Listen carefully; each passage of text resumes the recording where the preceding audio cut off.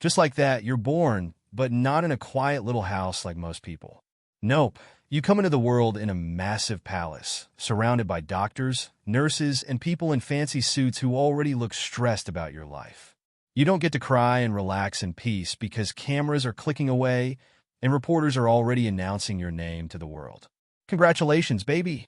You're famous, and you haven't even opened your eyes yet. The first thing you feel is a soft blanket wrapped around you with the royal family's crest stitched on it. Fancy? Sure. Comfy? Not so much.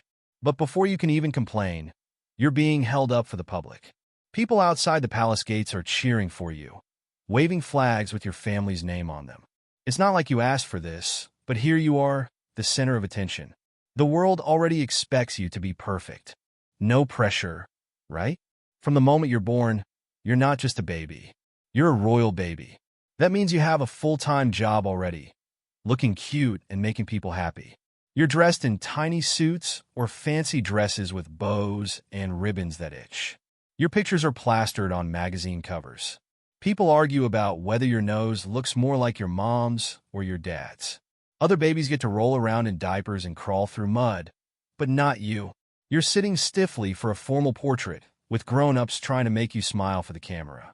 And heaven forbid you cry in public, because then people will say you're spoiled or dramatic. When other kids go to school, they get to hang out with friends and play at recess. You? Not so much. Sure, you go to the best schools, but your classmates are also future presidents, CEOs, or other royals. They're not exactly the kind of kids who'll share a PB&J sandwich with you. And forget about wearing sneakers and jeans. You're in a school uniform, so fancy, it might as well come with a crown. Oh, and while other kids can just be kids, you're being taught how to wave like a royal, how to smile politely, and how to bow or curtsy. You're learning rules about which fork to use at dinner and how to give speeches because, yes, even as a kid, you're expected to give speeches. Your every move is judged. Say the wrong thing? It's all over the news. By the time you're a teenager, you've realized something big. There's no such thing as freedom in a royal family. There are rules for everything. You can't wear what you want. You can't date who you want. You can't even choose what you're having for dinner most of the time.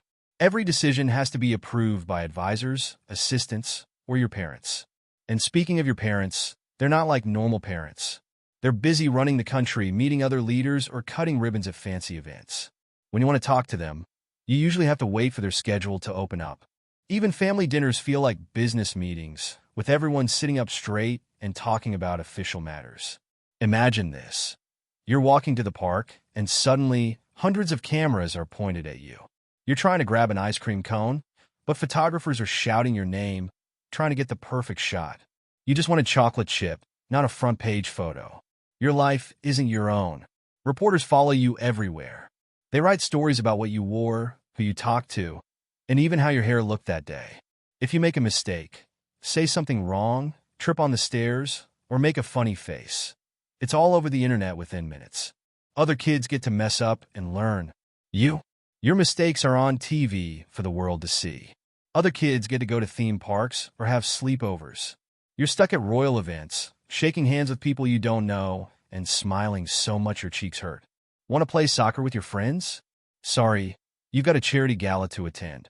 Want to watch a movie with popcorn and pajamas? Nope. You're learning about the history of your country, so you can answer questions at an upcoming press conference.